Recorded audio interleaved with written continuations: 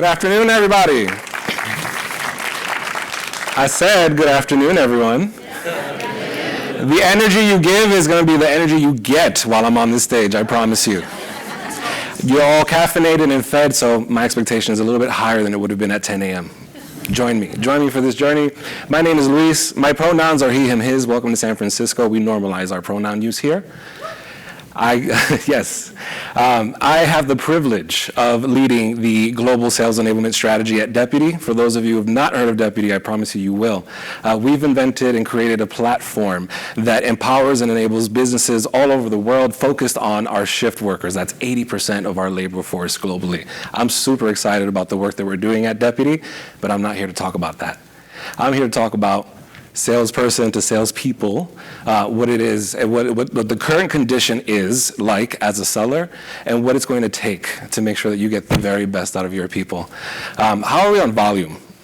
Do I need to speak louder, lower? We're good. I just want to make sure before I get too ahead of myself. Flight plan. I am a huge aviation freak, so that's how we lay things out. We always make references to aviations and flying. When you're good at sales, you get to fly up front and see the cockpit, right? So that's the impression that I've been left with in my career. Let's talk about, first of all, I'm going to preface this. I'm going to be using all of my favorite four-letter words. So I don't see children in the audience. I see all adults. Right? If you're offended by my favorite four-letter words, I'm going to give you the opportunity to exit. I'm not going to filter myself. That's not what we're about here. So I'll kick off by giving you a reason and explaining to you why you should give a fuck about your sales culture and why you should give a fuck about what your revenue is looking like relative to your sales culture. We're not here to talk about numbers. That's what y'all been talking about all day. Then I'm going to get into the approach. Right? I'm going to ask you as an enablement specialist and practitioner to make certain commitments in order to get this off the ground. Then we'll talk about the execution, because everyone here is wearing multiple hats and you're going to have to enable this kind of culture. And then we'll talk about what it takes to sustain this culture of intrapreneurship and highly motivated people. Does that sound like a good use of our time? Does it sound like a breath of fresh air after dragging all morning? We got caffeine in our blood. Let's do this, y'all. Let's do this. Why should you give a fuck? Before I tell you more about myself and what it is that I bring to the table, let's contextualize what's happening in the world. We've already had conversation about revenue dips, challenges, global economy, all that jazz. And it's real. It's really real, right? When we think about what it takes to thrive as a modern salesperson, part of a modern sales team, we have to embrace the fact that things are really uncertain. They still are. They have been. That has not changed. Right? We keep talking about, hybrid workplaces, when are we all getting back to the office? I'm tired of that conversation. It's over. It's done. It's decided. Welcome, virtual life. But there's still uncertainty. There's still war. There's monkeypox. There are all these things that are influencing people's capacity to show up and deliver and contribute at their highest. These things impact salespeople. They impact the conversations with customers. If they're not good, their customers won't be good. We also have to acknowledge the velocity of things. In light of the global economy, there's more pressure to make money faster, close deals faster, don't let things slip through the cracks. I'm sure you're all sick of hearing the rhetoric from your sales leaders. You won't hear from me. Ooh, sorry about that. Environment, right? Let's think about also what's changed. Climate, global change, right? People are moving. People are roasting in California right now, looking at properties in Hawaii. That's me. That's me, right? We have to acknowledge that there are real factors that are distracting people from being on court and contributing at their highest. And then, of course, there's disengagement. We've all seen it, right? The people who don't show face on Zoom, right? The people who never actually verbally respond, they only chatter. The people who skip coaching sessions and trainings and come up with all kinds of things. This is real, right? We've all read these articles about silent quitting, right? It's real. I see it. And some days I intentionally silent quit myself because I'd be tired. So, enablement practitioners, you know that you just need an afternoon off every now and then. But then let's also talk about the fact that we have different ways of making money now. Right? When I was in sales coming up in the game, this was the most lucrative position you could have if you were an engineer or a C-level executive, right? You were in control of making money. But now, I don't have to show up at work. I can make TikTok videos at home. Real facts. I have people reporting to me who make more money off of TikTok than they do working for me. They're not motivated intrinsically by cash. So let's embrace that. Let's embrace that is the reality today. That people have options, and you have to make it worth their while to show up. Is this resonating? Hands? Right? Everybody feels that frustration. So why should you give a fuck? Because you got money to make. You got targets to hit. You got your own job to keep. You got your own team to support. But also, what I've witnessed and I've heard from everyone who's gotten up here and spoken, and all the folks that have raised their hands and asked questions, y'all have heart. You love what you do. You love the people that you work with. You love the customer. It's all bleeding out of you. I'm actually really inspired by this community of practitioners, which is why I want to add my perspective. I'm not an expert. If I, as someone who identifies as a lifelong learner, call myself an expert, then what is my purpose, right? If I have nothing else to learn, then my job is done, off I go to the next planet or wherever else we're headed, right? My perspective, you can read all the stats on the screen about how I've driven over $500 million in revenue as an individual contributor. I'm a published author, contributor, and all these things. Let's put all of that aside because this is appealing to your rational brain. I'm trying to appeal to your heart right now. I need you to take this work very seriously. I am someone who is first generation. I grew up in poverty in the South Bronx during the 80s when it was burning down, okay? I'm an out gay man, okay? I show up on sales floors all the way, disrespected by sales leaders, by customers who don't want to talk to that faggot, give me somebody else. I told you I was using my favorite words. I can say that word, you can't. But it's real. It's real. This is what I've heard from sales leaders who don't support me, from customers who are so focused on who they're talking to instead of that solution, right? This is the reality of selling. So how do we create an environment and a culture where everyone can contribute and make their highest contribution, show up as their whole self and their best? Let's talk about the approach. Let's talk about what I need from each of you as sales enablement practitioners, revenue enablement practitioners. I'm so sick of the names. As people who do the thing, okay? As people out here doing the damn thing. I need, thank you, yes, because you know this work is hard, yes. Let's talk about what I need from you. I need some commitments before I show you the entire approach and all the other jazzy slides I put together for you. Number one is that the business world that we used to know is long gone. Long gone. It's only been 3 years into this pandemic, but that entire world is gone. So if you come to these conversations with old school thinking and processes and programs and always be closing and da-da-da, next, you and I are not on the same page and you're not ready for this approach. So I need you to commit to letting it go and really committing to where we are now in this business world. Ooh, I call it a typo. I'm really hard on myself, obviously, as an enablement practitioner. Sales professionals don't absolutely need their jobs, right? I'm not going to talk about skinning cats. That's not my thing. I see. But I get it, right? There's more than one way to crack an egg. There's more than one way to launch an enablement strategy. There's so many ways that we can do this. But I think what's really important to understand is that people who are in the front lines with your customers, they don't need that job. The market is in their favor, and so is TikTok. Right? It's on you to make it worthwhile for people to show up and dial. Did I just rhyme? I didn't mean to. The third thing is revenue is earned, not expected. We can talk all day long about strategies, programs, implementation, etc. But if you're not committed to reiteration and optimization and scrapping things and doing them over again or differently, you're not going to see results. Does this sound like a reasonable commitment? Can I get some right hands? Repeat after me. I solemnly swear to be a better practitioner and meet salespeople exactly where they are today. Ooh, progress over perfection. Yes, I love it. So this is what I need from you. I need you to be just a little different in your approach. Let's define intrapreneurship. Now, I've had the privilege of being part of some of the best sales forces in the world. I've been recruited at companies like LinkedIn, Google, Uber, Tesla. Sounds great on paper, right? What I've learned from these experiences, because I was still all the way disrespected as an out gay urban Latino in these environments, but what I've learned is that when we talk about intrapreneurship, when we talk about like a high performance culture, there is an emphasis on autonomy, right? There is this sense of direct responsibility that we want our people to have. Don't just come to me for the answer, pursue it. Pursue it until your hands bleed. Pursue it until no one else is willing to help you, right? That kind of hustle, that kind of commitment and determination, wouldn't you all want that on your team from your salespeople? No? Yeah. Oh, y'all like being broke? Oh, okay.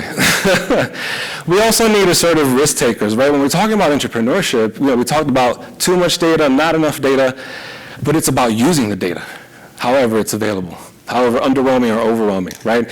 It's about weighing cost. It's about, the cost of inaction. Love you and I need you. I love that COI. I'm running away with that one. It's also about being punctual and persistent, right? Being that challenger, being that person who's consultative, etc. Wouldn't you all love to show up at work with a bunch of self-motivated, hyped-up salespeople just chomping at the bit when you log on? Yes. Yeah, it's possible. It's possible. I've experienced it. I've experienced it as a salesperson in the best-in-class sales teams. I've experienced it as a consultant stepping into startups and helping them with their enablement platforms. And I've experienced it as the global enablement leader at Deputy. So let's talk about what it takes to inspire entrepreneurship. I'm going to walk you through each of these in a little bit more detail. When we think about the framework and the approach, right? Step one, you as a practitioner have to make certain commitments. You're going to be up against a lot. And I'm going to talk about the approach and the execution and getting, in good graces with the C-level and all that jazz. But you've got to be methodical and sort of looking at what's going on in the business, what's going on in our culture, and how do we move the needle. First pillar is time. You got to master your time. You got to be in control of your time, right? Then wellness, right? As a person, if you are not whole and you are not well, then you cannot function in a business. Performance, because we're all obsessed. We all have people to answer to. We need people to do well, drive the numbers, be on top of their leaderboards and pipelines, right? But then the last element of this is mastery. How do we encourage someone to not just be good at their job, but inspire them to show up at another level? Let's talk about time. Actually, let me just go back. I used to have wellness first when I would introduce this approach to different companies and different practitioners. After sitting with my chief people officer at Deputy, Jody, love her, need her, what we realized is you can't approach this notion of wellness and taking control of your wellness if you don't have a good relationship with time and you don't have a good grasp of your time. So one of the ways that we can begin and to level set and give everyone that opportunity to thrive in this type of culture is being very, very clear about their focus. Do not take this for granted, especially with your newer hires, especially with those first-timers in your industry, or the people who maybe are doing corporate for the first time, B2B sales for the first time. Don't assume that just because it was in their job description that they understand what to do next. Make sure that everyone on the team has access to everything that they need. You'd be surprised. I just got a message from one of our reps today who doesn't have access to one of our essential tools. I was flabbergasted. I'm like, how long have you been with us? Why is this the first time you're raising this flag, right? But that's on me. That's on me and my team, right? Access, making sure that everyone is provisioned, but then giving folks permission, right? This is one of the things that I tell my team all the time. I don't need you to be good girls and boys and people. I don't need you to be a good employee. I don't need you following rules. I don't need you biting your tongue. I don't need you showing up how you think you need to show up according to the rules of a world that died 3 years ago. I need you to speak up. I need you to do the damn thing. So I'm going to give you the permission, because if you don't, you can sink our entire battleship. Right now we're cruising up, we're looking cute, but one mistake on your part from being too silent and not doing what you need to do, not managing your time, not seizing control, can completely diminish everyone's contributions, especially in a setting like a startup where things are just so vulnerable. So once you have control of that time, once someone is in a position to say, you know what, I'm a fucking boss. I'm taking lunch today. I'm going out. I'm clocking out at 5. I'm taking this weekend. I'm doing the things that I need to do for myself. Then we have to be prescriptive about how it is that someone invests that time. Everyone knows the sort of core premise of coaching, because we're all practitioners, right? What you think impacts your action, which then determines your outcome. That's a simple coaching framework, right? So when we're approaching like a customer issue, right, we're getting into someone's head, we're determining what are all the behaviors and things that you can engage in and what are the possible outcomes, right? So it should be no different than when we're thinking about wellness. The first thing that we should be thinking about is the quality of mind. So one of the things that we encourage in my company is the importance of mindfulness and mental health and psychological safety. Shout out to the session this morning. Love it and need it, for real, because it's something that we're focusing on as well. How do we emphasize this? I'm very transparent about the fact that I go to therapy every week. So does everyone else on my team, right? We have created a culture where our leaders emphasize their commitment to wellness. If you're not mentally well, you're not going to show up at the gym. You're not going to clean up your workspace. You're not going to get a standing desk. You're going to be sitting there lumping a log in front of my customers. Hell no. Hell no. So wellness. I'm going to help you get control of your time, and then I'm going to help you seize control of your health as best as possible, leveraging all the resources that we have at the company, emphasizing everything that was available to you. Once you've got your time in check, and once you're good, you made that dental appointment, you're seeing that therapist, you did your annual checkup and all that jazz, all that anxiety, all the way gone, now you can show up. Now you can show up at work. Now I can have a conversation about what it is that I expect of you as a sales rep. And this is real. This is really real. When we talk about what intrinsically motivates people, yes, autonomy, but also working somewhere where people give a fuck about them, right? If you make people feel like workhorses, they're not going to show up for you, period. Period. So, once they're well and once they're inspired, now let's talk about individual contribution, right? My reps need to know all their rates. Contact, close, all that. You need to know your business from the top down. That's an expectation. It's not until you have the reins over your book of business that I can then point your attention to the leaderboards. Here's your contribution to the entire business, right? This is where that sense of purpose stems from. Not only am I working for my check, but I'm also part of a bigger operation. I'm part of a whole team that is out here trying to thrive. And it sounds simple, and it sounds like, yeah, we already do this, whatever, Luis, like I'm already bored. But really, truly, how connected and responsible do your people feel to the business? My guess is not as responsible as you'd like them to feel. Otherwise, you wouldn't be listening to me, you'd be out there having coffee, right? And then let's think about incentives. Let's talk about reinforcing excellence, right? We were talking earlier, there was a comment that was brought up, I don't know by whom, I'm so sorry. But there was a comment brought up about like incentivizing performance, the $100 lunch certificate for hitting certain goals or whatever.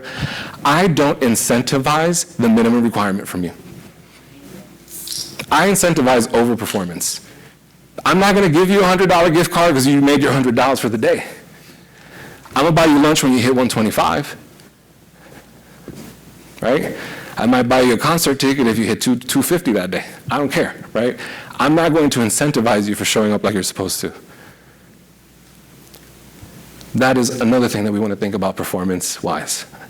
Questions, comments before I keep it moving? Huh? So keep preaching. Keep preaching, here we go. So, you got somebody who's in control of their, question? I was just going to ask you a very tactical question. Sure. When it came to those sales metrics, so this is also something we've been talking about, like when it comes to like, right now, we like set like, hey, here's your total pipeline goal, and here's your, and that equates to this many opportunities, but we're not then drilling down like, okay, and here's like what the input into that looks like. My question is like, when it comes to those metrics, like, where are those? Are you presenting those in like a personalized dashboard in Salesforce? Is it like a QBR sort of review where you're pulling those? Like, how do you make sure that those metrics are easy to access and top of mind for the managers to coach against? Excellent question. Just for the cheap seats in the back who didn't hear, Madame over here just wants to understand how it is that we keep folks accountable. Like, how often are we reporting, sharing dashboards, and what does that look like on our end?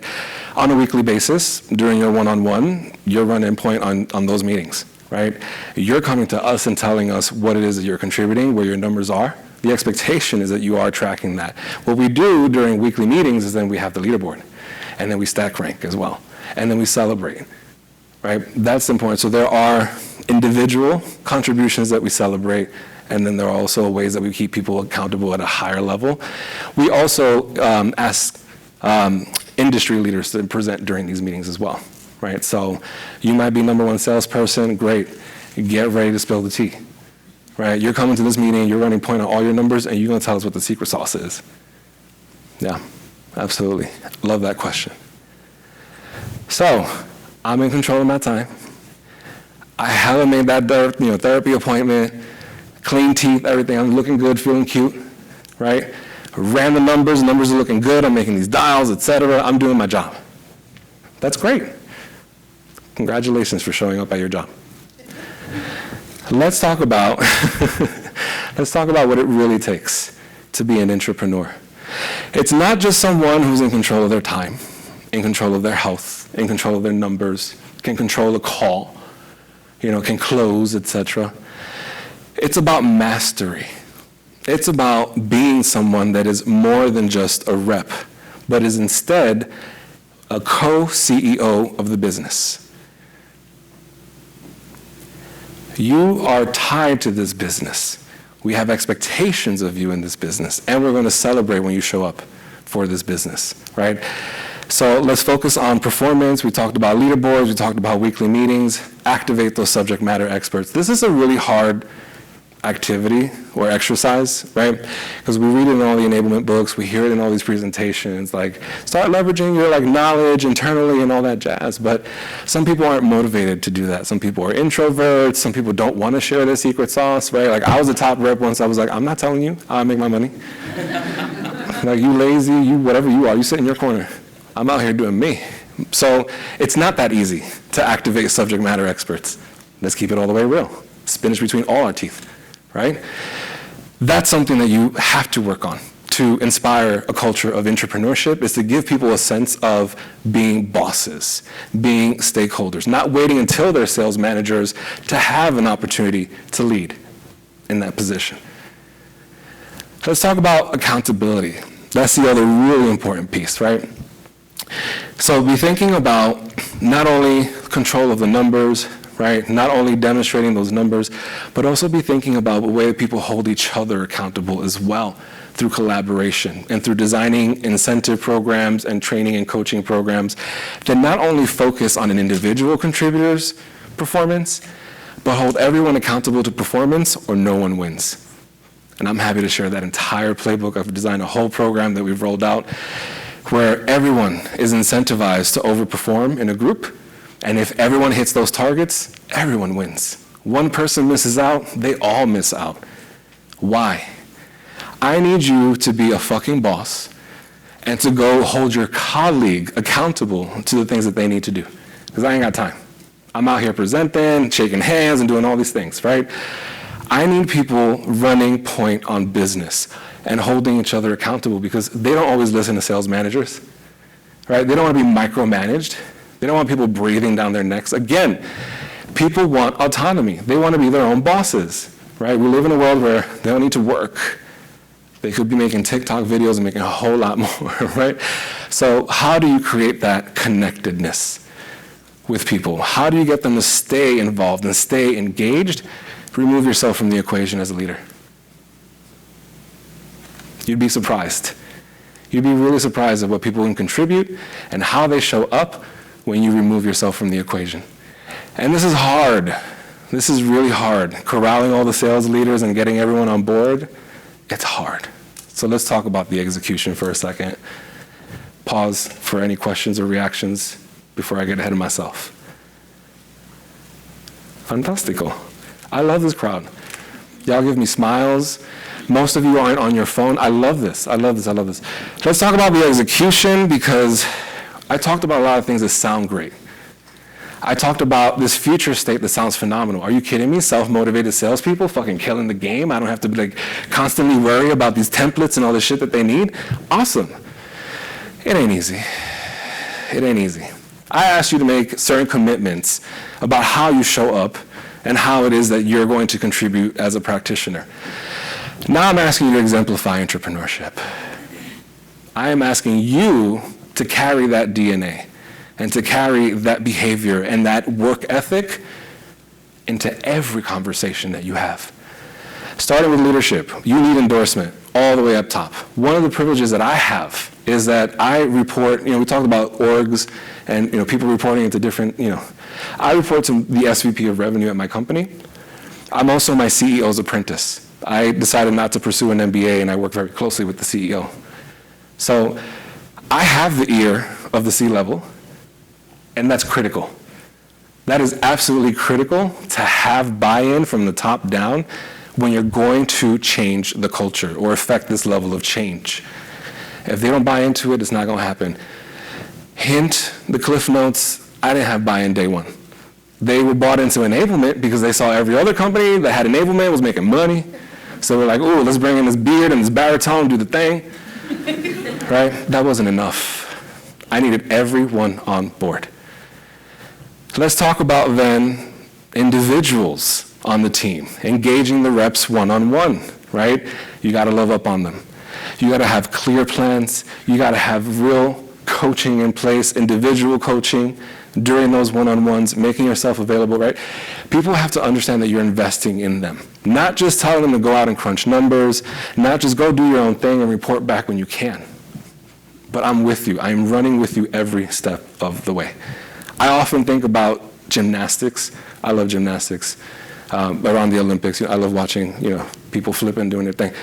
But what I love is the gymnasts are always walking in step with their coaches, right? They're getting ready to do their little event or whatever. The coach is in their ear. Okay, this, that, and then they approach. They do a little flip thing, the dismount. They step off, and then their coach is right there with them, walking them off stage. All right, so you did this, you did that, and you see this constant engagement between them, right? That is the level of loving that people need if you expect them to show up as fucking bosses. Group learning. I already told y'all my little secret around designing pods and holding them accountable. I stole that from my experience at Google. I was a sales rep at Google. I was part of a pod. I had an individual target I had to hit, but if my entire pod didn't hit, I didn't get those multipliers. I didn't get those accelerators. That shit was whack. I hated it. Well, I hated it, okay? But let me tell you what I learned from it. I learned to look somebody right in the face and tell them exactly what I need, how I need it, and when I need it. You will not fuck with my money. That is for sure. Okay? So think about the kind of group experiences that you create around holding each other accountable around performance. And then lastly, tools. This is entirely subjective. Every business is different. All of us have different vendor relationships and preferences and all that, so I'm not going to get into it. But if you don't have a call intelligence tool, you're missing out. Gong, or whoever else you use. I use Gong, right? Figure it out. Figure it out, get some budget, because without it, you lost. Your people are lost. They'll never learn. They'll never grow. They'll never be entrepreneurs. Reporting, we had the question over here.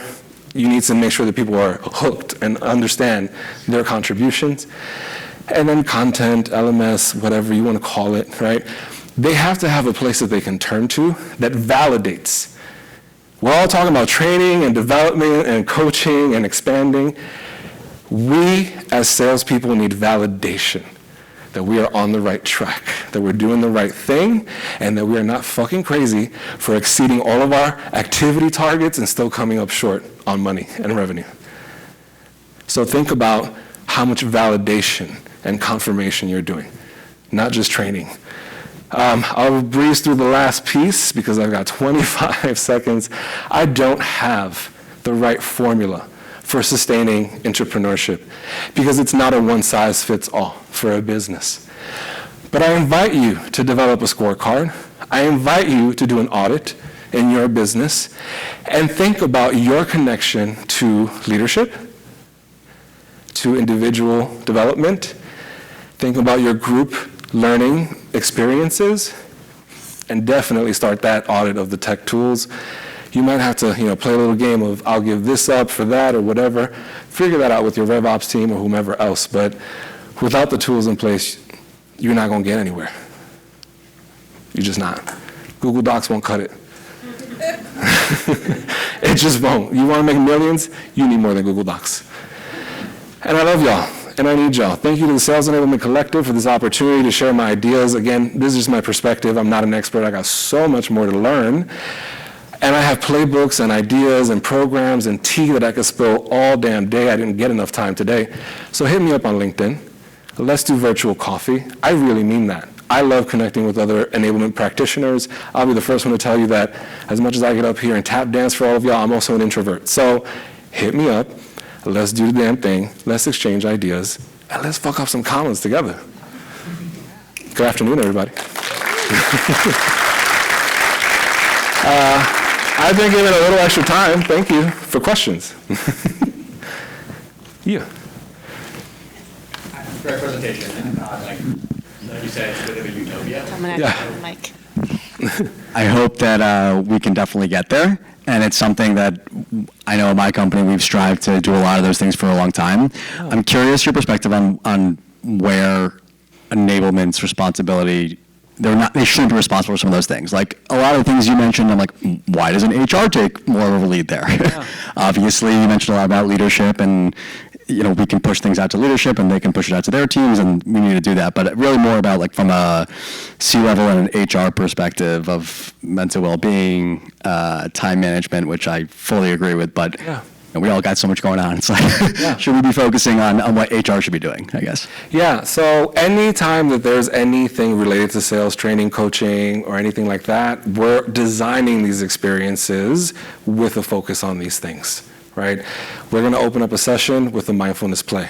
We're going to open up weekly meetings with reminders to set up your appointments and all those things, right? So there are things that we can do within our purview. I do work hand in hand with the people team, some of the bigger things that I'll roll out. I'm also not someone that asks permission. I truly don't give a fuck until I'm in trouble, and then we'll figure out if I actually care then, right? What I do is what needs to be done. Because I have the experience of having worked at the best-in-class places and I know what excellence looks like, I lead the charge. This is how we do things. You're in or you're out, because I'm running with this anyway, right? And yes, I do things that are technically outside of the scope of enablement, but my focus is on salespeople and their entire well-being, the entire holistic approach to their development. So I got to borrow tools from other people's toolboxes with or without permission, period. Yeah.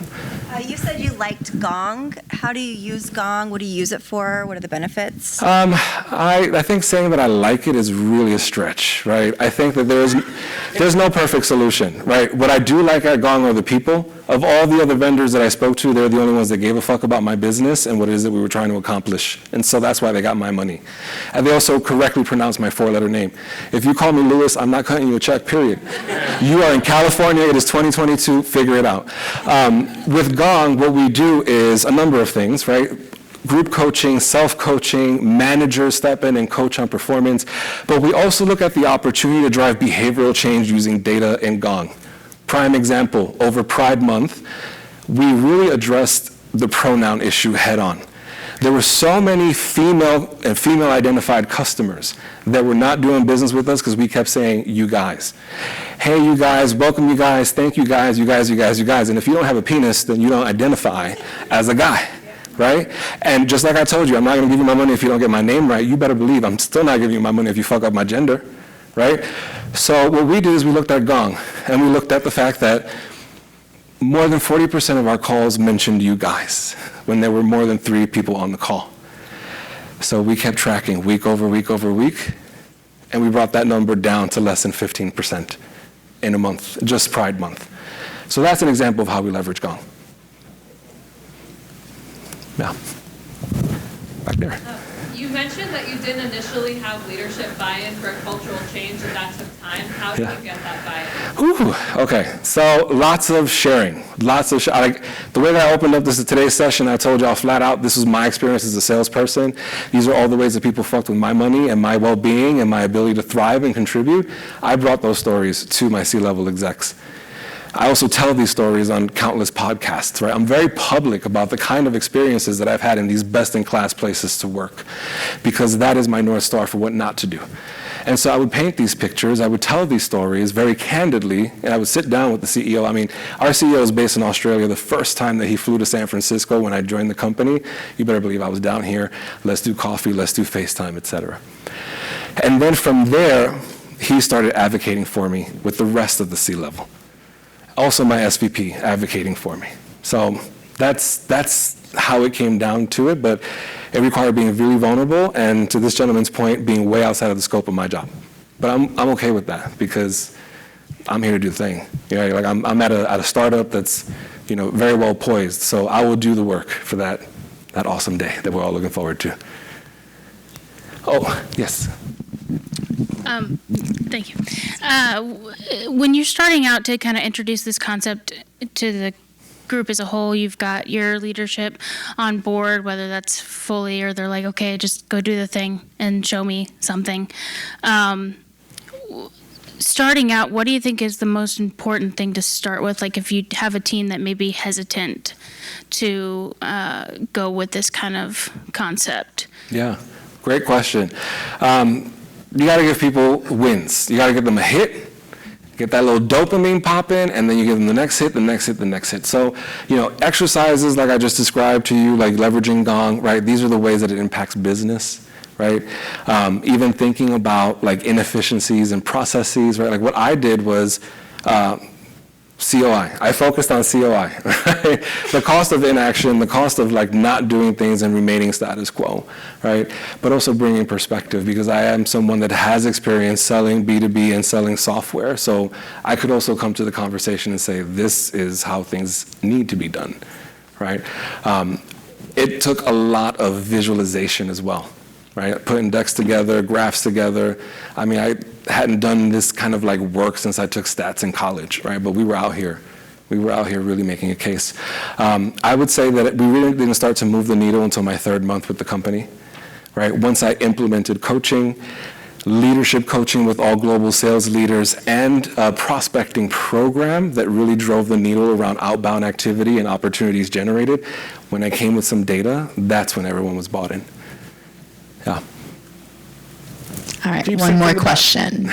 Sorry. I loved the presentation. I think one thing that you do really well is you're super authentic, and I'd imagine that was a big theme in your intrapreneurship, which I love that term as well. I feel like that's like what sales are. You want them to still be their authentic self. Like, how have you been able to translate your own authenticity into how they actually sell being their whole true selves? Yeah, that's a great question. How do you perpetuate authenticity? Each and every step of the way. I think that we need to, again, I'd started off with like asking everyone to commit to the fact that the way that we did business 3 years ago, no longer, that world doesn't exist anymore, right? So even the mere exercise of like walking in, impressing people and doing the things that we do, I threw all that out the window, right? Also, I have, at this point in my career, I've done the thing. I also have a side business, right? I don't need this job. So my approach is I'm gonna say what needs to be said. I'm gonna do what needs to be done. I'm not looking to impress people. I'm looking to be impressed, right? And so that's how I show up in meetings. That's how I show up with my team, and they feed off of that energy. I'm also very real and very vulnerable during coaching sessions, right? When people come to me, I recently had a woman on the team come to me about being verbally assaulted by a customer, right? I opened up the story. I told y'all I've been called the F word by all these people, customers, et cetera, right? In sitting down with her and sharing my story about how it is that I dealt with similar situations, gave her all the permission to raise her hand and say, actually, I felt unsafe. And actually, we should not be working with this customer, right? I also am very empathetic whenever I introduce things to salespeople. I will tell them flat out, listen, y'all, I need you to do something, right? You're going to hate me today, but you're going to love the shit out of your paycheck tomorrow. Just follow my lead. Just follow my lead. I'm also letting people in, when we have one-on-ones on some of my wins as an executive and how it is that I leveraged my commissions to get myself out of student debt, to fly my family around the world, and all these other things that are really, really important to people beyond a paycheck. Right? So highlighting the things that I've been able to accomplish in my own sales career as a salesperson, being in control of my income, also helps people to show up.